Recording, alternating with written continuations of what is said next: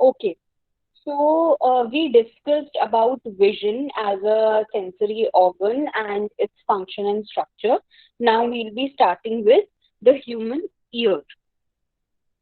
So, this is the typical diagram of a ear. If you see here, the human ear is basically divided into three main parts: the outer ear, the middle ear, and the inner ear. Okay, so there are three main parts: outer ear, middle ear, and the inner ear.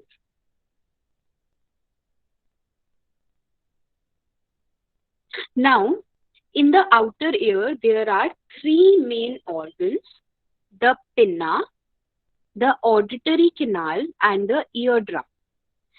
The outer portion of the ear that we can see and touch, this portion is known as the pinna. जो आपको बाहर ear lobe वगैरह दिखता है, जिसको आप touch कर सकते हो, इसको हम बोलते हैं पिन्ना. नाउ इस पिन्ना से एक कैनाल की फॉर्म में, जैसे आपकी एक टनल होती है, वैसे ही एक टनल की फॉर्म में ये जाती है हमारी ऑडिटरी कैनाल, जिसका काम क्या होता है कि पिन्ना ने अपने आसपास के एनवायरनमेंट से जो भी साउंड वेव्स इकट्ठी करी है, जितनी भी साउंड वेव्स को लिया है, उन सारी साउंड वेव्स को एक साथ करके ऑडिटरी कैनाल से वो लेकर जाती है हमारे थर्ड ऑर्गन ईयर ड्रम तक. This is the ear drum. Now ear drum is a very light layer like thing. जैसे एक नॉर्मल ड्रम पर आपने देखा होगा, एक नॉर्मल जो हमारा ड्रम होता है उसमें एक पतली सी व्हाइट कलर की ऊपर लेयर होती है जिस पर आप स्टिक्स को हिट करते हो. उसी तरह से आपका ईयर ड्रम होता है. इस पर जब साउंड वेव एक नॉर्मल ड्रम की तरह स्टिक्स की तरह वो हिट करती हैं, ये क्या होता है, ये वाइब्रेट करना शुरू होता है. If you see a drum, जैसे ही आप स्टिक्स को हिट करते हो, जो ऊपर की लेयर है, it vibrate. Similarly, your eardrum also vibrates as soon as sound waves hit it. ठीक है. इसके बाद आता है हमारा second portion, the middle year.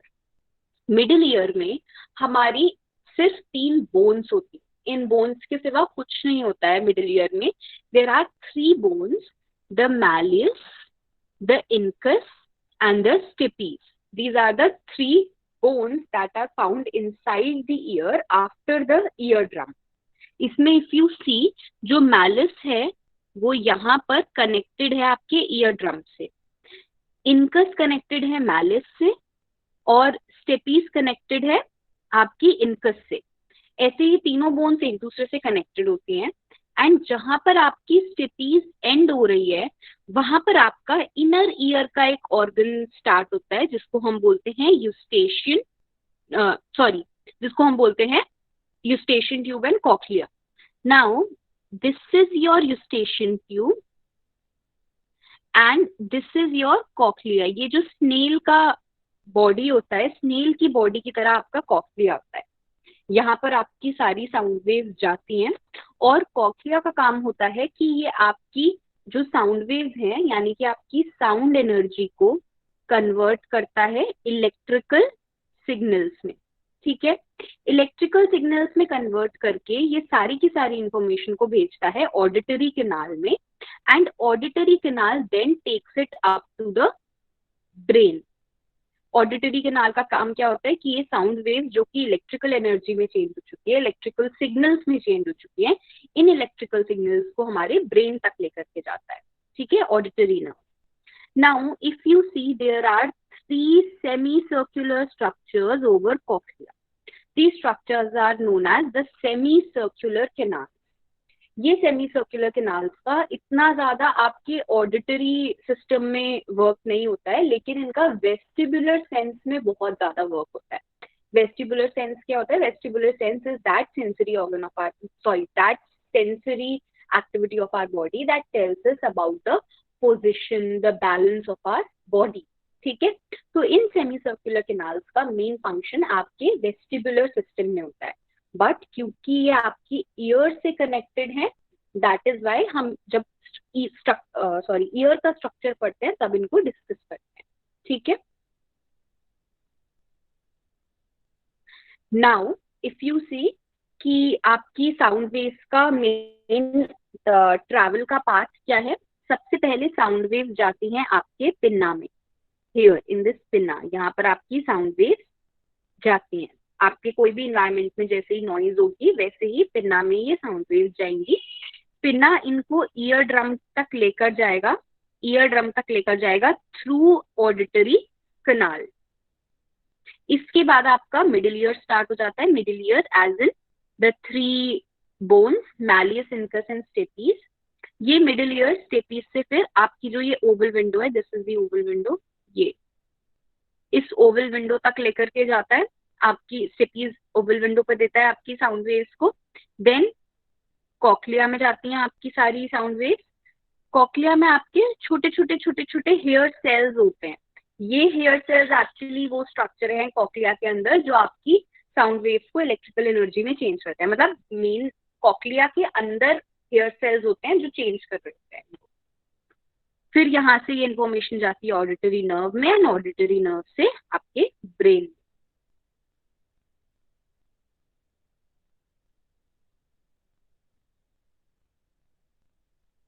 Now ears are important for hearing and for controlling a sense of position and balance.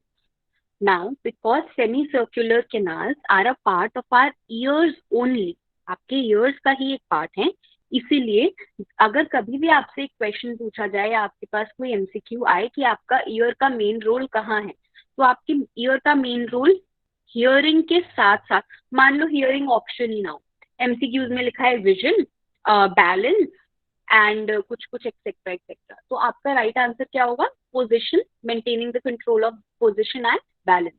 Because apart from hearing, this sense of position and sense of balance is also a very important role that our ears play. I will give you an example of this. If you see a person who has no pinna, बहुत सारे ऐसे लोग होते हैं जिनका pinna नहीं होता है, ठीक है। जिन लोगों का पिन्ना एक साइड का, मतलब मैंने एक बच्चा देखा है अपनी लाइफ में जिसका एक साइड का, राइट साइड का ईयर बाहर का स्ट्रक्चर नहीं था, अंदर का था। इस पर्सन को प्रॉब्लम होती थी बैलेंस, मतलब जैसे आपको अगर मैं बोलूं कि आपको एक पतली सी लेन पर चलना है, आप चल सकते हो, उस बच्चे को चलने में प्रॉब्लम होती थी, उसको बैलेंस नहीं उतना ज्यादा समझ आता था। वाई? बिकॉज उसका ईयर का एक ही पिन्ना का पार्ट नहीं था। सो दैट इज वाई जितना इंपॉर्टेंट रोल ईयर्स का हमारे हियरिंग में होता है उतना ही पोजिशन और बैलेंस में भी होता है। Now again the ear is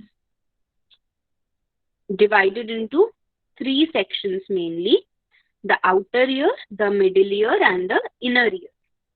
The middle and inner parts of the ear are located in hollow spaces on either side of the head within the temporal bones of the skull.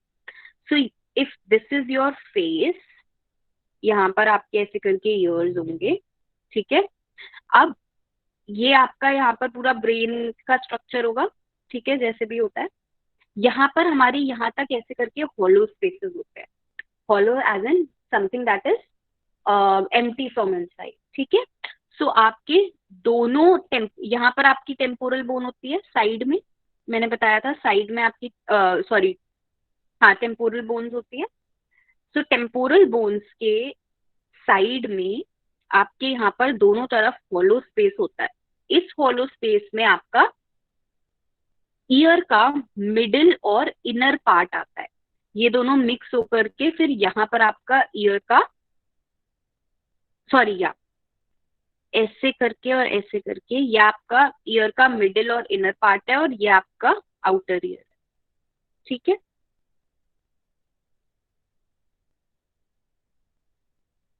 The external part of the ear consists of the pinna and earlobe. अब outer ear में although auditory canal और ear drum भी आ रहा है, लेकिन हम outer ear की बात अगर ना करें, सिर्फ एक्सटर्नल पार्ट की बात करें, यानी कि that part of the year that is outside our body, मतलब बॉडी के हमारे थोड़ा सा बाहर है, विद इन द बॉडी नहीं है, बॉडी के अंदर नहीं है, बॉडी के बाहर है। तो ये एक्सटर्नल पार्ट में हमारी दो चीजें आती हैं, this is the pinna and ये नीचे आपका this is your ear lobe, ठीक है। पिन्ना का काम क्या है? If you can C pinna, ऐसे यहाँ पे आप अपना भी ईयर टच करोगे तो यू कैन सी मतलब थोड़ा सा सर्कुलर टाइप का पोर्शन बाहर पिन्ना में। तो पिन्ना का काम क्या है कि जो साउंड वेव्स हैं इसको ये डायरेक्ट करके ऑडिटरी कैनाल तक लेकर जाता है, ठीक है। So the pinna direct sound waves from the outside into the external auditory canal, इसको हम ईयर कैनाल भी बोलते हैं। And this auditory canal, this channels sound waves to the tympanic membrane, also known as the eardrum, causing it to vibrate. तो pinna का काम क्या है कि आपके एक्सटर्नल ऑडिटरी कैनाल में आपकी साउंड वेव्स को भेज रहा है, ये साउंड वेव्स फिर चैनल होकर के आपकी टिम्पनिक मेम्ब्रेन तक साउंड वेव्स को लेकर जाती हैं। जो हमने ईयर ड्रम की बात करी थी, this only is known as tympanic membrane. A layman term is the eardrum, लेकिन अगर आप साइंटिफिक मेडिकल लैंग्वेज में बोलो तो it is known as the tympanic membrane, ठीक है। अब ये जो साउंड वेव्स आपकी जैसे ही टिम्पनिक मेम्ब्रेन तक पहुंचती हैं, आपका ये जो ईयर ड्रम है, टिम्पनिक मेम्ब्रेन है, ये ऐसे ऐसे हल्की हल्की सी वाइब्रेट करती है, ठीक है। The tympanic membrane is a thin, it is a very thin, बहुत पतली होती है, जैसे आपका ड्रम होता है उसी की तरह से बहुत पतली सी होती है, ठीक है। It is a thin semi transparent, semi transparent होती है, it is neither translucent nor transparent, it is semi transparent but flexible in nature, ठीक है। फ्लेक्सिबल होती है नेचर में, बहुत पतली होती है और सेमी ट्रांसपेरेंट होती है। एंड इसका काम क्या है कि आपकी आउटर ईयर और मिडिल ईयर को सेपरेट करती है। ऑल्सो वाइब्रेशन के फॉर्म में आपकी साउंड एनर्जी इसके बाद चेंज हो जाती है, ठीक है। The middle year is an air filled space, आपके मिडिल ईयर में जो स्पेस होता है पूरा वो एयर फिल्ड होता है, ठीक है। और इस एयर फिल्ड स्पेस में 3 बोन्स होती हैं, बहुत छोटी सी, ठीक है, जिनको हम बोलते हैं ऑसिकल्स। इन ब्रेन्स को हम क्या बोलते हैं? ऑसिकल्स। और ये हमारे साउंड को ट्रांसमिट कर रही हैं। आपकी ये टिम्पनिक मेम्ब्रेन है, टिम्पनिक मेम्ब्रेन पे वाइब्रेशन हुई, वाइब्रेशन से आपकी बोन्स हल्की सी थोड़ी थोड़ी वाइब्रेट हुई, ये वाइब्रेट हुई तो ये वाइब्रेशन की हेल्प से यहाँ स्टेपीज के थ्रू आपके इनर ईयर में आपकी वाइब्रेशंस को डायरेक्ट कर देती हैं, ठीक है। इन बोन्स को हम इनके जो शेप होता है उसके बेसिस पे भी कई बार समझते हैं, ठीक है। The first bone is the malleus, ठीक है। Malleus is in the shape of a hammer, if you can see, देखो हैमर की तरह है, ठीक है। The second bone is the incus which is in the shape of an anvil, and the third bone is known as the stepes which is in the shape of a stirrup. stirrup क्या होता है? जो आपका cycle का वो portion होता है जिसमें आप पैर रखते हो, इट इज लाइक दिस, ठीक है। नाउ द यूस्टेशियन ट्यूब, जो आपकी यूस्टेशियन ट्यूब है, it is a narrow tube that connects the middle ear to the back of the nose and throat. So if you see, ये है आपकी Eustachian tube, बहुत ही narrow पतली सी होती है। और ये नैरो ट्यूब का काम क्या होता है कि आपके मिडिल ईयर यानी कि आपके इस पोर्शन को कनेक्ट किससे कर रही है? यहाँ पर आपकी नोज स्टार्ट हो जाती है, जैसी भी आपकी नोज होती है, पता नहीं मुझे बनानी नहीं आती। सो आपकी नोज से और आपके थ्रोट से कनेक्ट कर रही है आपके ईयर को, ठीक है। दिस इज द रीजन कि हम ENT, ईयर नोज थ्रोट, तीनों चीजों को साथ में समझते हैं, साथ में पढ़ते हैं। ENT स्पेशलिस्ट भी जो होता है वो ENT, उसको ईयर्स नोज थ्रोट तीनों की तीनों में मतलब उसकी स्पेशलाइजेशन होती है। रीजन भी देखो, अगर आपका कान खराब होगा तो आपको नोज या थ्रोट से रिलेटेड प्रॉब्लम हो जाती है, गला हमारा खराब होता है तो हमारी नाक भी प्रॉब्लम करती है, ठीक है। तो ये तीनों चीजें एक दूसरे से कनेक्टेड होती हैं थ्रू दिस यूस्टेशियन ट्यूब। इसके बाद है द कॉक्लिया, ठीक है। ये एक स्नेल की शेप में होता है, again this is in the shape of a snail. Now the round window, also known as the fenestra cochlea, is a membrane that connects the cochlea to the middle ear. तो if you see, let me clear the screen first. ये ठीक है, ये एक छोटी सी round सी window है, Oval सी window है. यहाँ पर आपका स्टेपीज खत्म हो रही है, बोन. ठीक है, स्टेपीज कनेक्ट होकर के इस राउंड विंडो पर कनेक्ट होती है, which is a part of a cochlea. Cochlea का ऊपर का अपर पार्ट है ये, जिसको हम बोलते हैं फेनेस्ट्रा कॉक्लिया. और ये एक मेम्ब्रेन की ही अगेन फॉर्म में होता है, जो आपके कॉक्लिया को मिडिल ईयर से कनेक्ट करता है. इस फेनेस्ट्रा कॉक्लिया का काम क्या होता है कि जो आपकी वाइब्रेशंस आ रही हैं, आपकी ये वाइब्रेट करी थी टिम्पेनिक मेम्ब्रेन, टिम्पेनिक मेम्ब्रेन से आपके बोन्स वाइब्रेट हुई थी हल्की सी. जब बोन्स वाइब्रेट हुई तो उन्होंने फेनेस्ट्रा कॉक्लिया पे इस वाइब्रेशन को भेजा. फेनेस्ट्रा कॉक्लिया इन वाइब्रेशंस को थोड़ा सा डैम्पन कर देता है, डैम्पन एज इन थोड़ा दबा देता है. ठीक है, इसके बाद लेट्स अंडरस्टैंड बहुत शॉर्ट में हमारा वेस्टिबुलर सिस्टम. जो हमारा वेस्टिबुलर सिस्टम है, इसका काम क्या होता है कि ये हमारी बॉडी को बैलेंस मेंटेन करने में हेल्प करता है और हमें एक सेंस ऑफ पोजीशन देता है. यानी कि ये जो वेस्टिबुलर सिस्टम है, इसकी वजह से हमें पता चलता है कि हम आगे जा रहे हैं या हम पीछे आ रहे हैं, या हम लेफ्ट जा रहे हैं या हम राइट जा रहे हैं. और जो आप छोटी जगह पे भी बैलेंस बना पाते हो, पतली जगह में भी बैलेंस बना पाते हो, it is because of your vestibular system. ठीक है, अगर मैं आपको अभी घुमा दूं, मैं आपको बोल दूं आपको 20 बार घूमना है, राउंड्स लगाने हैं ऑन योर एक्सिस, तो उसके बाद जब आप रुकोगे और सडनली चक्कर आते हैं, उस चक्कर आने के बाद जो आप धीरे धीरे वापस से बैलेंस अपना मेंटेन कर पाते हो, that is because of your vestibular system. ठीक है,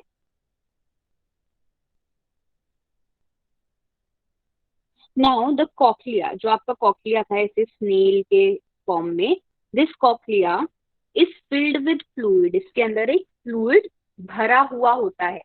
ठीक है, बहुत स्ट्रॉन्ग, बहुत सारा फ्लूइड भरा होता है. And contains the organ of Corti. ठीक है, साथ ही इस फ्लूइड के साथ साथ यहाँ पर एक छोटा सा ऑर्गन होता है, जिसको हम बोलते हैं द ऑर्गन ऑफ कॉटाई. ये जो ऑर्गन ऑफ कॉटाई है, ये एक छोटा सा स्ट्रक्चर है जिसमें बहुत सारे, there are thousands of specialised sensory hair cells with projections like cilia. ठीक है, इसका मतलब ये है कि जैसे हमारी आईज में हमारे स्पेशलाइज्ड सेल्स कौन से थे विजन के लिए, रॉड्स एंड कोन्स. सिमिलरली इस ऑर्गन ऑफ कॉटाई में देयर आर ऐसे छोटे छोटे छोटे छोटे प्रोजेक्शन ऐसे निकले होते हैं, ये प्रोजेक्शन. ठीक है, और ये हेयर सेल्स होते हैं, हेयर की तरह बहुत पतले होते हैं. ठीक है, प्रोजेक्शंस के फॉर्म में होते हैं, जिनको हम बोलते हैं सीलिया. सो देयर आर, ये जो हेयर सेल्स हैं, इनमें अराउंड 30,000 हियरिंग नर्व एंडिंग्स होती हैं. ठीक है, नर्व एंडिंग्स यानी कि these hair cells are ending towards a nerve. ठीक है, ending into a nerve. The vibrations of oval window causes movement of the fluid in the cochlea which further bends the tiny hair. अब ऐसे सोचो कि एक glass है पानी का. ठीक है, इसमें पानी भरा हुआ है. अगर मैं इस ग्लास के नीचे एक प्लेट है, उस प्लेट को धीरे धीरे हिलाना शुरू कर दूं. ठीक है, if I vibrate that plate, आपका ये पूरा जो पानी है ये भी धीरे धीरे धीरे धीरे रिपल करना शुरू कर देगा, वाइब्रेट होना शुरू कर देगा. सो सिमिलरली क्या होता है, जब आपकी ओवल विंडो यानी कि आपका जो फेनेस्ट्रा कॉक्लिया था, उस पर जो वाइब्रेशंस जा रही हैं वो डैम्पन जरूर कर रहा है, लेकिन फिर भी वो वाइब्रेशंस हो रही हैं थोड़ी बहुत. उन वाइब्रेशंस की वजह से जो आपका इसके अंदर फ्लूइड फिल्ड होता है, ये फ्लूइड भी मूव करने लगता है. जैसे ही ये फ्लूइड मूव करता है, यहाँ पर जो ये ये जो सेंसरी हेयर सेल्स हैं, ये सेंसरी हेयर सेल्स बेंड होने शुरू हो जाते हैं. जैसे आपका बाल है, ठीक है, ये इधर और इधर बेंड करता है, एक तरफ राइट और लेफ्ट. वैसे ही मान लो अगर ये आपका स्ट्रक्चर है, इसके ऊपर ऐसे ऐसे करके पतले पतले हेयर्स हैं. ठीक है, यहाँ पर ऐसे फ्लूइड फिल्ड है इसके ऊपर. ये फ्लूइड जब इधर की तरफ मूव करेगा तो ये सारे हेयर सेल्स भी इधर की तरफ ऐसे करके बेंड हो जाएंगे, ऐसे बेंड हो जाएंगे। जब ये फ्लूइड इधर की तरफ होगा तो ये सारे हेयर सेल्स ऐसे बेंड हो जाएंगे। So the fluid moves and it causes the hair cells to bend. ठीक है। The hair cells then convert these vibrations into nerve impulses. In hair cells का काम क्या है कि ये जो वाइब्रेशंस हो रही है, ये जो मूवमेंट हो रहा है, इसको नर्व इम्पल्सेस यानी कि नर्व सिग्नल्स में कन्वर्ट करते हैं, जो उसके बाद फिर भेज दिया जाता है ऑडिटरी नर्व को। ऑडिटरी नर्व इसे कहाँ भेजती है? ब्रेन के बेस में, which is the brain stem, and the brain where they are interpreted as sound. यानी कि auditory nerve is then sending these auditory signals to the brain stem and the brain, जहां पर फिर इसका interpretation होगा और हमें समझ आएगा कि ये साउंड क्या है, कैसी है, तेज है, श्रिल है, अच्छी लग रही है, हमें बुरी लग रही है, एक्सेट्रा, क्या टोन है, क्या रिदम है, हमें ये सब फिर वहां पर ब्रेन पे जब ये इंफॉर्मेशन पहुंचती है तब समझ आता है। ठीक है।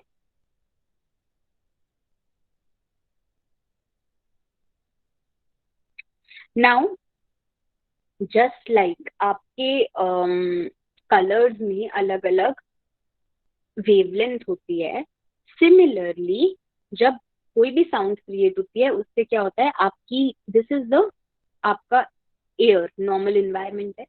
मैंने कुछ बोला, मैंने बोला तो मेरे आसपास जो एयर के मॉलिक्यूल्स हैं इनमें थोड़ा थोड़ा थोड़ा थोड़ा वाइब्रेशन हो जाता है। ठीक है। ये जो एयर मॉलिक्यूल्स हैं ये वाइब्रेट होना शुरू होते हैं, इसमें कंप्रेशन होना शुरू होता है। आप भी अगर अपना मतलब एक हाथ, आप कुछ बोलो और अपना एक हाथ बिल्कुल मुंह के सामने रखो तो you can see the compression, मतलब you can feel the compression of your of the air on your fingers. एक बार ट्राई करना, कभी कुछ बोलकर देखना और अपने मुंह के सामने, बिल्कुल अपने माउथ के सामने, टच मत करना लिप्स से, लेकिन बिल्कुल लिप्स के सामने अपने हाथ को रखकर देखना, you can feel the compression of the compression in the air. ठीक है। ये जो कंप्रेशन हो रहा है ये फिर ऐसे आप इसको वेवलेंथ के फॉर्म में समझ सकते हो। जहां पर कंप्रेशन ज्यादा है वहां पर आपकी बिल्कुल पीक होती है, जहां पर कंप्रेशन कम है वहां पर आपकी लो पीक होती है। ठीक है। ऑपोजिट साइड की पीक होती है। देन फिर से यहाँ पर कंप्रेशन ज्यादा है तो यहाँ पर आपकी कर्व की पीक हो गई, यहाँ पर कंप्रेशन ज्यादा है, कर्व की पीक आ गई। ठीक है। इस टाइप से आपकी साउंड वेव फॉर्म होती हैं एंड आपकी ईयर तक रीच करती है। Frequency in a sound wave refers to the rate of vibrations of the sound traveling through the air. यानी कि फ्रीक्वेंसी, अगर हम साउंड के केस में बात करें तो फ्रीक्वेंसी क्या है, किस रेट से ये वाइब्रेशंस एक नॉर्मल स्टिमुलस से आपके ईयर तक पहुंच रही हैं। The rate of the vibration, vibration का रेट क्या है। ठीक है। This parameter decides whether a sound is perceived as high pitched और लो पिच्ड। ठीक है। ये जो पैरामीटर है ये इस बात को डिसाइड करता है कि आपकी जो भी साउंड है वो हाई पिच की होगी या लो पिच की होगी। ठीक है। यानी कि एक हाई पिच की साउंड कैसी होगी और एक लो पिच की साउंड कैसी होगी, आप देख सकते हो यहाँ डिस्टेंस कम है। ठीक है। यहाँ दोनों पीक्स के बीच में डिस्टेंस ज्यादा है, जितना कम डिस्टेंस होगा उतनी ज्यादा आपकी पिच होगी। ठीक है। इसीलिए हम साउंड के केस में फ्रीक्वेंसी को क्या बोलते हैं, pitch. The frequency of the rate, the frequency of the sound wave is known as pitch. And what is frequency? Frequency is the rate of the vibration of sound that is traveling through the air. Again, I will repeat. Pitch is the frequency of sound waves in the environment. And what is frequency? Frequency is the rate of the vibration of the sound that is traveling through ears. Just a second. आप लोग को अभी भी आवाज आ रही है मेरी? Yes, ma'am. Okay, now amplitude. Amplitude क्या है? It refers to the magnitude of compression and expansion experience by the medium of the sound wave it is travelling through. ठीक है, यानी कि आपके देखो, मैग्नीट्यूड से हमारा क्या डिसाइड होता है कि हमारी पीक कितनी हाई होगी। ठीक है, जितनी ज्यादा मैग्नीट्यूड क्या होता है? किसी चीज का अमाउंट। जैसे कि अगर मैं बोल रही हूँ कि उसका गुस्सा ज्यादा मैग्नीट्यूड का था, उसका गुस्सा कम मैग्नीट्यूड का था, यानी कि वो उसका गुस्सा ज्यादा तेज था, इस दूसरे वाले पर्सन का गुस्सा ज्यादा कम था, कंपैरेटिवली कम था। ठीक है, सो मैग्नीट्यूड क्या होता है? किसी चीज की अमाउंट क्या है। तो साउंड की आपकी अमाउंट क्या है, साउंड कितनी तेज है, ये हमें पता चलता है एम्पलीट्यूड से। ठीक है, और ये किस बेसिस पे डिसाइड होता है कि आपका कंप्रेशन और एक्सपेंशन किस मैग्नीट्यूड में है इन द साउंड वेव। ठीक है, अब डिफरेंस क्या है इन दोनों में? यहाँ पर हम बात कर रहे हैं दो पीक के बीच के डिस्टेंस की।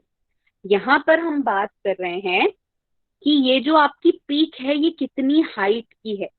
जितनी कम हाइट होगी उतनी धीमी साउंड होगी, जितनी ऊंची पीक होगी उतनी ज्यादा तेज साउंड होगी।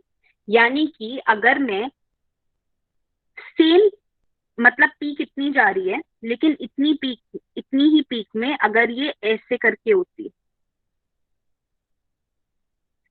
ठीक है, यू कैन सी पीक उतनी ही है।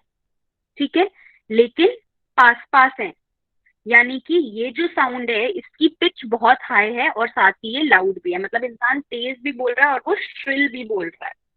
ठीक है, पिच उतनी हाई है। लेकिन जो आप ओरिजिनल इसका वो देखो, अगर आप ओरिजिनली देखो तो ये अभी दूर दूर है। ठीक है, ये दूसरी आपकी यहाँ पर आती, तो यहाँ ज्यादा डिस्टेंस है, यानी कि ये साउंड लाउड तो है लेकिन इसकी पिच कम है। इंसान तेज बोल रहा है लेकिन उसकी पिच कम है, श्रिल नहीं है वॉइस उतनी, लेकिन हाँ तेज बोल रहा है। ठीक है, इसको हम एम्पलीट्यूड को हम किस सेंस में समझते हैं? Loudness. How loud is a sound is defined by the amplitude.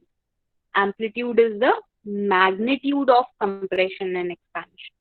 ठीक है, अब कुछ और हमारे फिजिकल स्टिमुलस होते हैं हियरिंग में जिनको हम अभी डिस्कस करेंगे। First is timber. What is timber? Timber is the quality of sound resulting from the complexity of a sound wave. यानी कि किसी भी एक साउंड में जो, सॉरी, किसी भी एक साउंड वेव में कितनी कॉम्प्लेक्सिटी है। यानी कि कभी तो वो ऐसी हो रही है, फिर वो ऐसी हो गई, फिर वो ऐसी हो गई, फिर ऐसी हो गई। सो कितना ज्यादा साउंड वेव्स कॉम्प्लेक्स है। सिंपल कैसी होगी कि एक ही तरह से जैसी है वैसी चलती जा रही है, चाहे लाउड हो, चाहे क्वाइट हो, चाहे हाई पिच हो, चाहे लो पिच हो, लेकिन एक ही जैसी चलती जा रही है। ठीक है, यानी कि सिंपल साउंड है, नॉर्मल साउंड है। अब यहाँ पर you can C a lot of variation, यहाँ पर अलग है, देन अलग हो गई, देन फिर हो गई, फिर अलग हो गई। तो ये this is a complex sound. ठीक है, ये कॉम्प्लेक्स साउंड हम इंस्ट्रूमेंट से निकालते हैं। आपने कभी इंस्ट्रूमेंट्स की आवाज सुनी हो तो कभी एकदम हाई पिच हो जाती है, फिर लो पिच हो जाती है, फिर तेज हो जाती है, फिर धीमे हो जाती है ना? आपके इंस्ट्रूमेंट्स में अलग अलग साउंड होती हैं। सो यही टिम्बर होता है जिसकी हेल्प से हम अलग अलग साउंड्स को डिस्टिंग्विश कर सकते हैं बेस्ड ऑन इट्स कॉम्प्लेक्सिटी। एक ट्रम्पेट की साउंड और एक सैक्सोफोन की साउंड डिफरेंट होती है, and this difference we are able to establish based on the timbre. ठीक है, नाउ जो भी टोटल आपकी हियरिंग की, सॉरी, साउंड वेव की रेंज होती है, उसमें से एक मिनिमल रेंज होती है जो हम लोग सुन सकते हैं। ठीक है, a human is able to hear a sound that is within the range of 20 hertz to 20,000 hertz। 20 से 20,000 hertz तक की, hertz is HZ। ठीक है, um, हाँ, तो 20 से 20,000 hertz की जो साउंड होती है उसको हम सुन सकते हैं। ठीक है, अगर 20,000 hertz से ज्यादा की है तो हमें सुनाई नहीं देगी। ठीक है, सिमिलरली अगर 20 हर्ट्ज से कम है तो हमें सुनाई नहीं देगी। इस अब लेकिन क्या होता है, एक कोई बहुत बहुत धीमी सी साउंड है, आपको लगा तो कुछ साउंड है लेकिन आप समझ नहीं पाए कि सच में वो साउंड आई भी थी या मुझे वहम हुआ, या साउंड थी तो किस चीज की थी या क्या बोला, नहीं समझ में आता है, ठीक है।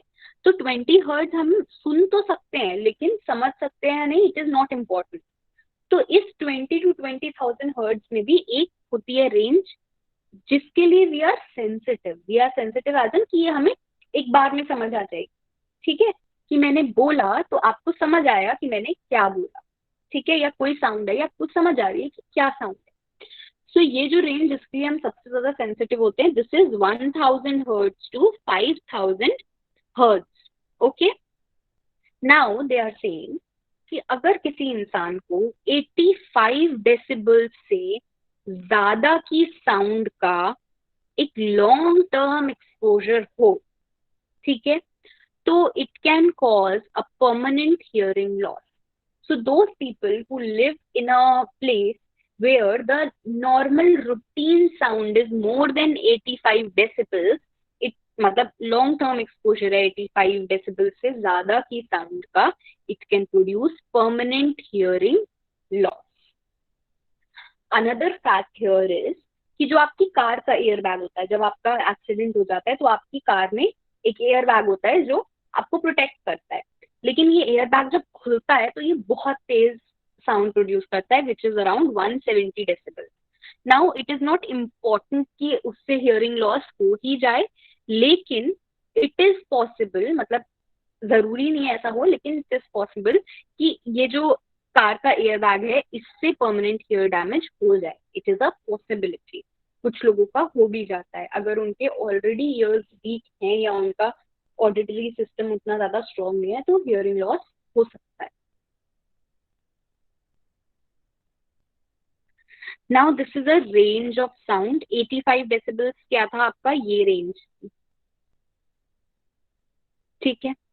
नाउ आपका ब्रीदिंग, कॉन्वर्जेशन, हम लोग अपनी ब्रीदिंग सुन सकते हैं ना, हम लोग ध्यान से नहीं सुनते, मतलब हमें उतना रियलाइज नहीं होता ब्रीदिंग का, लेकिन हम ब्रीदिंग सुन सकते हैं, ठीक है, क्योंकि 20 हर्ट्ज से ज्यादा है, अगर उससे कम होती तो हम नहीं सुन पाते, पर हम सुन सकते हैं, बस हम अवेयर नहीं रहते हैं उसके, अगेन क्योंकि हम उतने सेंसिटिव नहीं है इस साउंड के लिए। आपकी जो हम लोग नॉर्मल कॉन्वर्जेशन करते हैं, फोन की बेल, एक कार के अंदर बैठे हुए जो ट्रैफिक की आवाज आती है, acoustic acts, acoustic acts and traffic की दोनों की 85 डेसिबल्स की साउंड होती है, ठीक है। इससे ज्यादा 85 डेसिबल से ज्यादा बैंड, अब मान लो अगर आप ऐसी जगह पर रहते हो जहाँ पूरे दिन कॉन्सर्ट्स होते रहते हैं, हर टाइम कॉन्सर्ट्स ही होते रहते हैं, तो यानी कि आप एक लॉन्ग टर्म एक्सपोजर में हो 85 डेसिबल से ज्यादा की साउंड, ठीक है, तो it can cause permanent hearing damage after some time. Motorcycle की भी आवाज इससे ज्यादा होती है, एक loud rock concert, jet engine, shotgun and then the loud, जो भी आपकी लाउडेस्ट साउंड हो सकती है, एक्सप्लोजन वगैरह, इन सब से आपका हियरिंग डैमेज हो सकता है अगर लॉन्ग टर्म एक्सपोजर रहा तो। नाउ एक क्वेश्चन यहाँ पर ये आ जाता है कि जो ट्रैफिक पुलिस वाले होते हैं वो तो हमेशा ट्रैफिक में रहते हैं, और अगर आप देखो कि आपका ये जो मोटरसाइकिल वगैरह है इनकी आवाज ज्यादा है 85 डेसिबल से, तो उनको हियरिंग डैमेज हो जाना चाहिए। Now this is the reason कि जो ट्रैफिक पुलिस होते हैं उनकी जो जॉब होती है वो शिफ्ट्स में करी जाती है हमेशा, तो 2-2 घंटे की शिफ्ट है, 2 घंटे उनको फील्ड में रहना है, बाकी टाइम फिर मतलब एक जगह पर रह करके काम देखना है, ट्रैफिक लाइट का काम देखना है कहीं अंदर रह करके, ठीक है। तो इन लोग के काम शिफ्ट में होते हैं, कभी भी इनको लॉन्ग टर्म तक नहीं एक ही जगह पर एक ही रोड पर रखा जाता, क्योंकि इससे डैमेज हो सकता है, ठीक है।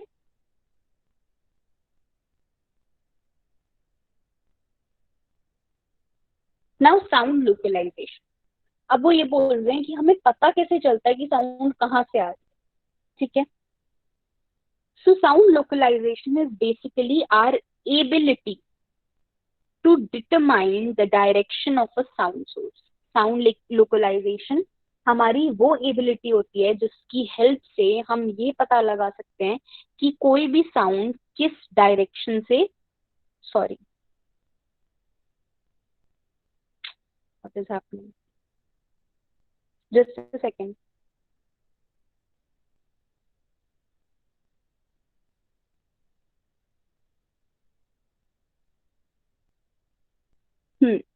सो किस डायरेक्शन से कोई भी साउंड आ रही है, right. Our head creates a sound shadow, a barrier that reduces the intensity of the sound on the shadow itself. अब now say this is your head, these are your ears. इधर से आपकी sound आ रही है, ठीक है। अब आपका ये जो हेड है ये क्या कर रहा है, ये एक शैडो क्रिएट कर रहा है फॉर दिस ईयर, जिसकी वजह से जो साउंड आपके इस ईयर में पहुंच रही है वही साउंड आपके इस ईयर में थोड़ा धीमे से पहुंच रही है, ठीक है, क्योंकि घूम कर पहुंच रही है। विच इज वाई हम ये डिटेक्ट कर पाते हैं कि अच्छा ये साउंड मेरे राइट साइड से या मेरे लेफ्ट साइड से आ रही है, ठीक है। The sound of our left ear will be slightly louder in the left ear, यानी कि ऐसी साउंड जो आपके लेफ्ट ईयर से आ रही है वो आपके लेफ्ट ईयर में थोड़ी सी तेज होगी। The shadow effect is strongest for high frequency sounds.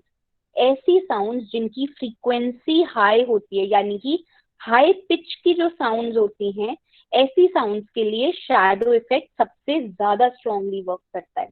यानी कि ऑल्दो मतलब इट इज ट्रू, एक बहुत ऑब्वियस सी बात है कि एक क्वाइट साउंड के कंपैरिजन में एक लाउड साउंड की ज्यादा हमें क्या कहते हैं, ज्यादा इजीली हम डिटेक्ट कर पाएंगे तेज आवाज के लिए कि वो किस साइड से आई, ठीक है, क्वाइट के कंपैरिजन में।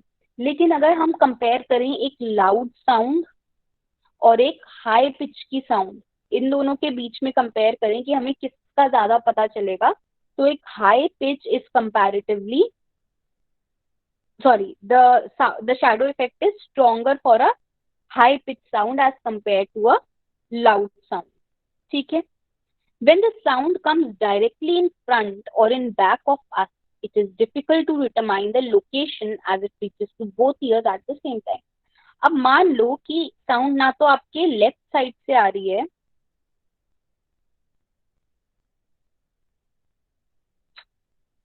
don't know what is happening, just a second.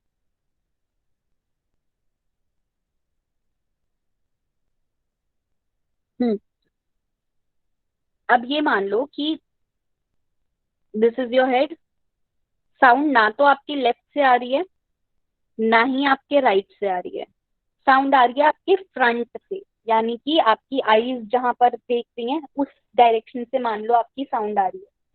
तो अब क्या होगा, ऐसे में हमारे लिए थोड़ा सा डिफिकल्ट हो जाता है डिटरमाइन करना लोकेशन को। क्यों? क्योंकि अगर सामने से आपकी साउंड आ रही है तो ये आपके इस ईयर के लिए और इस ईयर के लिए, दोनों के लिए डिस्टेंस सेम है, तो दोनों ही ईयर्स में एक साथ आवाज पहुंचेगी।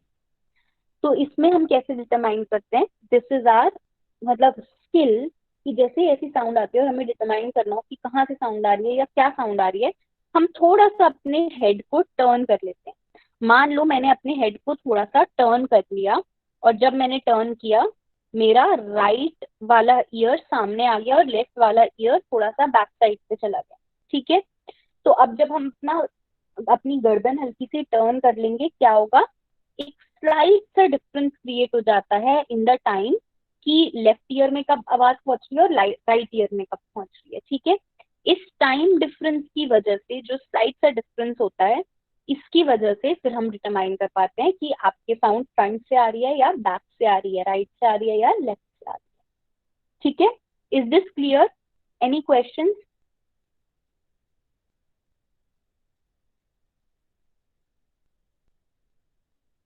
No, ma'am. Okay.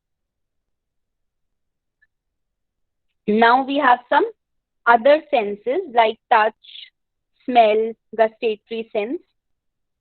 For this, just a second. For this, I will take a short break first, and then I will continue with the other senses. All right? Okay, ma'am.